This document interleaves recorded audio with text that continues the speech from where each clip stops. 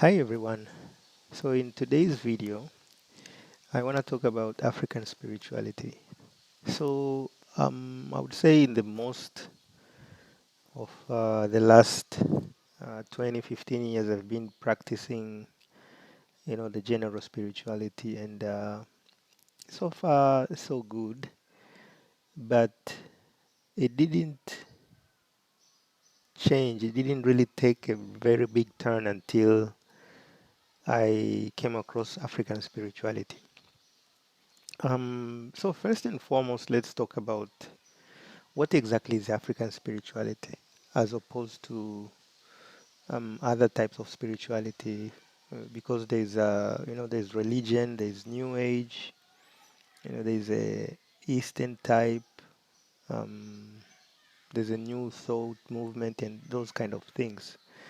So the big difference in African spirituality, it tends to lean and gravitate toward the utilizing of natural occurring elements to aid you in anything you want. So basically, let's say you like for example, if you want to manifest something in the new thought or new age movement, you would use the law of attraction. Simply you visualize, draw a vision board, and expect the outcome, which usually works by most of the time it works. Or I mean, if you are just a practical person, you would sit down and plan everything from from bottom up, how you're gonna achieve your goals. So I mean, we are both built very different, and some other things are works for that someone else, and other things don't work for someone else. So when it's come to African spirituality, find they would have their what they want to manifest, and then they will find some they will create that intention, and then they will find something to pull or to manifest whatever they want to manifest. So for example, they may make a use of salt, or even the, the stuff you find in the kitchen, like cinnamon, clove, and something like that.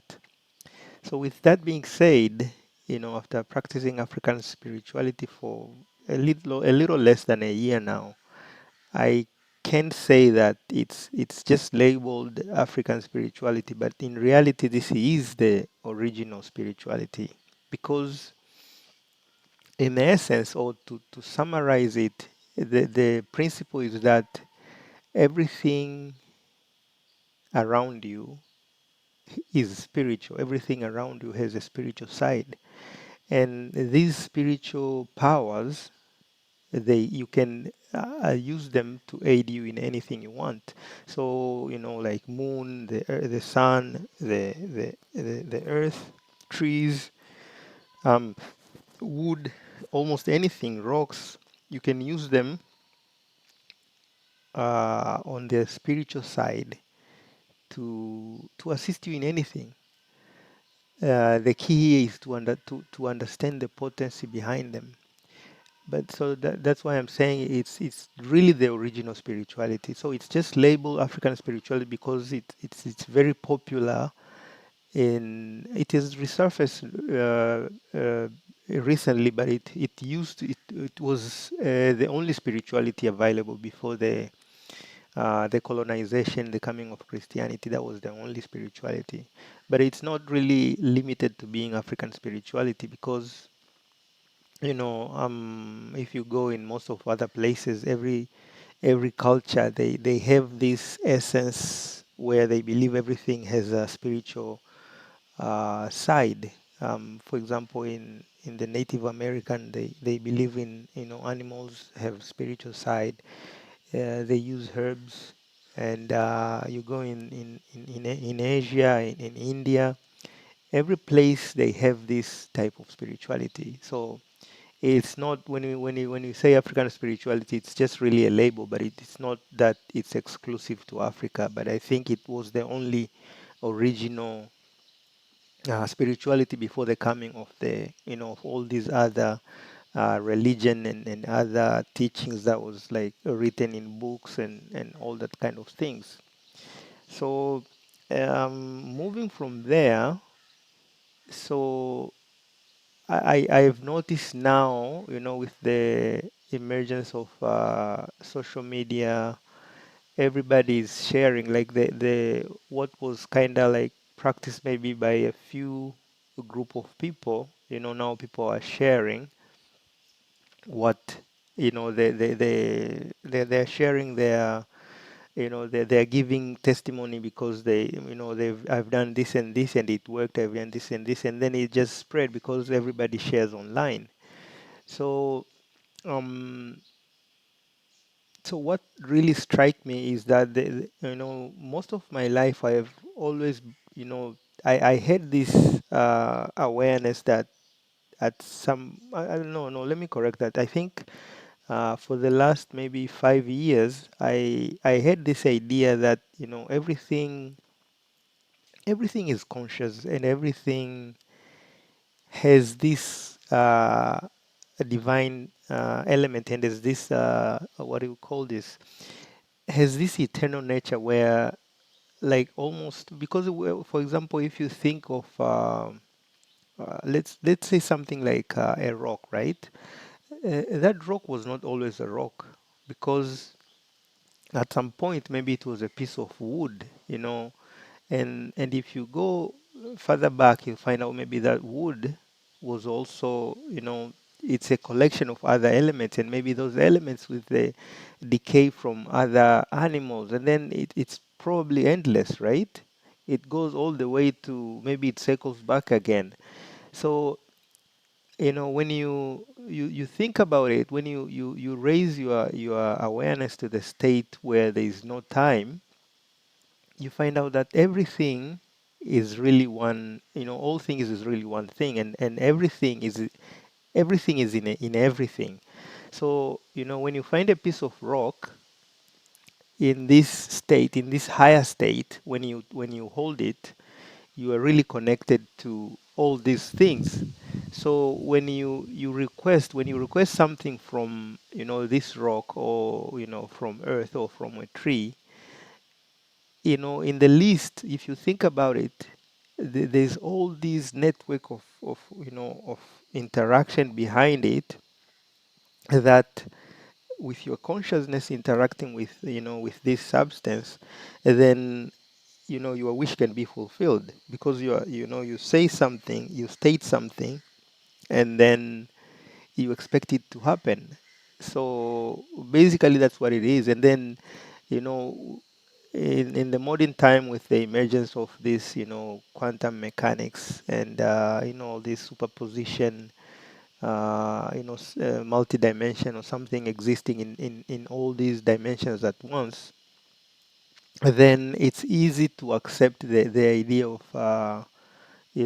this African spirituality, that everything has this essence of a god, like in you know it's really, everything is really God. It's like God state. It doesn't matter if it's a rock, or it's a cup, it's a spoon, because they're just connected. You are at the, in a brief moment, maybe your body is going to be decomposed, and then it's going to be part of, maybe a stone, it's going to be maybe a part of the future, uh, maybe part of the vehicle, whatever.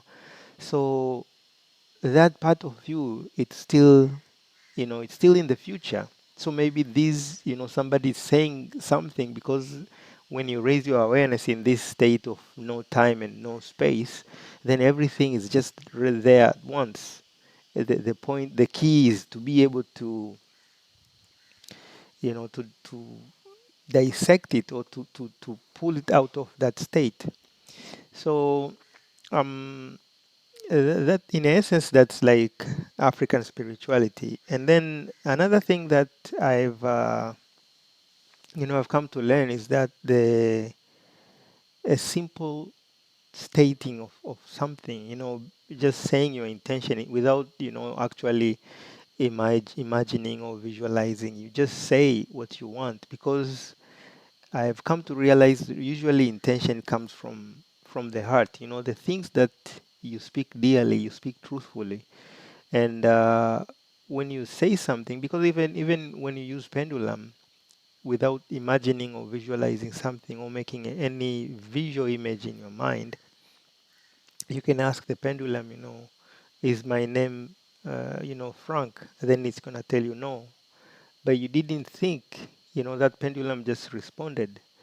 So, um, so yeah, I think this is just the introduction of African spirituality that I wanted to talk about, and maybe in the coming video, I'm gonna be sharing some, tips and tricks and how you can dive in and just do your own experiments, and the things that I've personally faced, the challenges, understanding, and then eventually, because I've also realized everything, it takes patience, it takes time, it takes a change of attitude until you actually see the result. You're not going to have a tree grow overnight, or you're not going to have a baby, after you have like after conception. It takes time for a baby to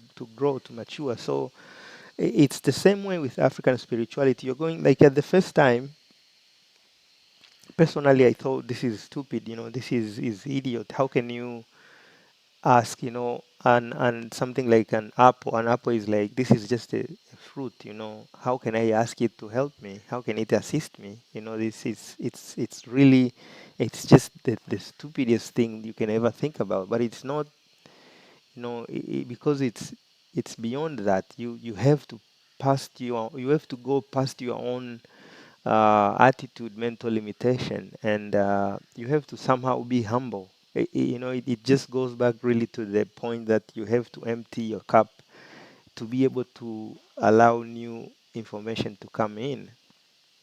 So yeah, so I'm going to be sharing my experiences. I'm going to give you some tip and tricks, and